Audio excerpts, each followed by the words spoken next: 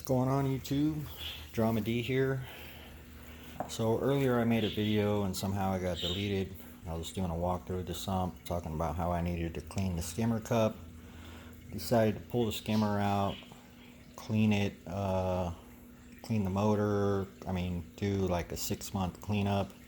It's been about 6 to 8 months since I actually took the whole thing apart. So I figured I ain't doing nothing. Why not?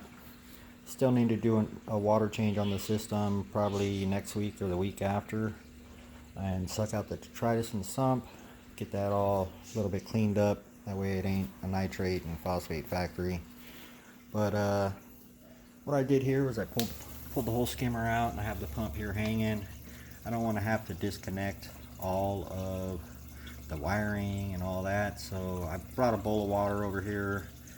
No vinegar, just water, straight warm water, and a toothbrush and a paper towel, and I was able to take this whole thing apart, clean it all up. One thing I will recommend is, if you're using a sink, specifically your kitchen sink, don't tell nobody, put the little grate in there, because what happened to me just now, and I know better, was I took the needle wheel out right here, cleaned it all up, and this little rubber end piece came off and went down the garbage disposal. So then I had to pull the whole garbage disposal apart to be able to find that little piece that I needed for the skimmer. So anyways, here's a bowl that I used, filled it up halfway with water, brought it over there, got my little toothbrush, got me a paper towel. Found a paper towel works really well, like a nice paper towel, like a Brawny, or what is it, the Quicker Picker Up, or whatever that brand is. They hold together well when they're wet, and I like to use those to just, instead of scrubbing it with a sponge or toothbrush, you just get the paper towel wet and you scrub the whole thing down using this, and it works great. Now, I could have probably made this look like absolutely pristine with some vinegar, but to me it's just pulling it all apart, getting all the gunk off it. I don't care if there's some stains on the white, that's fine with me. I don't want to clean it super good to where it needs to break back in again, so that's why I didn't use the vinegar. Mainly just to pull the jets out, pull the whole pump out, clean out the airline. I did take this off and blow it out, but now I got to put it all back together. But onto this, very important to do in my opinion. While you're doing this, you might as well clean your heater as well. I'm gonna go ahead and just give that a light toothbrushing, wipe it all off, get all the sponges off it, check the connection where the power goes. I will suck out all the detritus and remove the rest of the frag plugs that were in there. Next water change. Quick update on the frag tank. K-Town, there you go, no filter. I added some turf algae to my frag tank to go along with my junk crappy frags. One thing I do want to say is be careful when playing with salt and electricity. I had a Lifeguard 400 that, hold on, someone's here. Okay, I'm back. I apologize about that. Quick update. So I had a Lifeguard 400 in here. It was just a kick flow underneath the rack. It fit perfectly. It was tiny. It's like a little reactor pump. I kind of looked in here, noticed there was no flow in the tank. I was like, what's going on with that? So I reached in there and I wiggled the power cord, and that's when I got zapped. So apparently there was some stray voltage where the wire went into the pump. It got wet or something, and it shocked the shit out of me. Excuse my language. I made some weird noise. My lady was sitting on the couch and she panicked, like, oh! And I let the pump go, thankfully, and turned the power off immediately. Thank God I caught it before it fried my corals and killed my fish and the rest of the equipment that's on there. That's the last thing I need, is like a saltwater fire. I've Had it happen in the past when I had a CPR backpack. I didn't put a drip loop in there, and the salt water, the collection cup overflowed, and then it came down the back of the hang-on back skimmer, and then it went down the power cord right to the wall, shooting fireworks into my living room. Thank God I was home.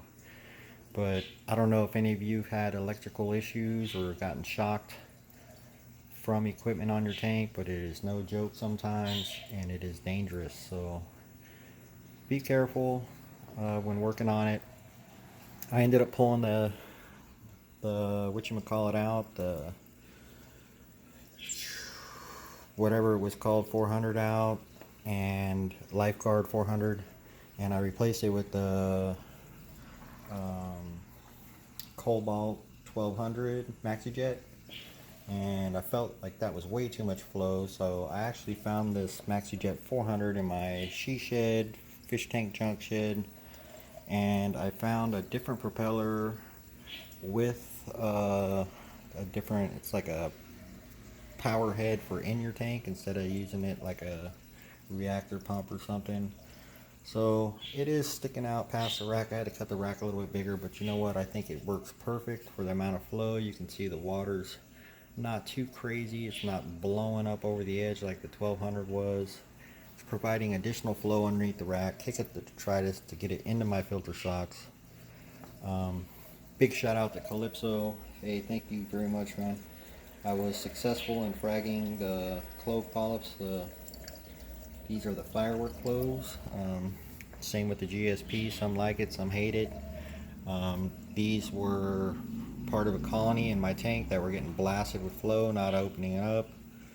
I reached out to Calypso because I've never propagated cloves before, specifically these firework cloves. Told me be careful, try to get, you know, some of the rock underneath them, that they're kind of hit and miss when you cut them. So that's what I was able to do. I was able to get some rock underneath it, pull it out, and then I did a couple test frags, single polyps, just by cutting them as close to the base as I could, and I was successful there too. But big shout out to Calypso. If you guys haven't checked out his channel, check him out. He's got a pretty good channel. He's got the blue thumb, man. In my opinion, he's got an eye for coral placement, and he knows how to propagate. He has good taste and color and coral selection, and he's been, you know, through the ups and downs, and he's battling it, and it's showing off with his twin towers, with his frag system, with this other system that he's building. And in my opinion, he's a great reefer, and shares a lot that we can all learn from. So thank you, Calypso, and thanks for helping me out on the frags. K-Town, we're going to get the putting green out, and we'll just start hacking away at this turf algae, and maybe we'll throw in some biropsis, and I don't know, what do you think, some glass nyms, maybe some shrooms for underneath? Let me know, K-Town. But it's about 8 minutes in. I think you guys had enough of my rambling. Gonna put all this, dry all this off, get all the tap water off it, put it back together. Maintenance, it's very important. I apologize about the first video being deleted somehow, but it was just talking about all my random hoses in there and what's in my sump.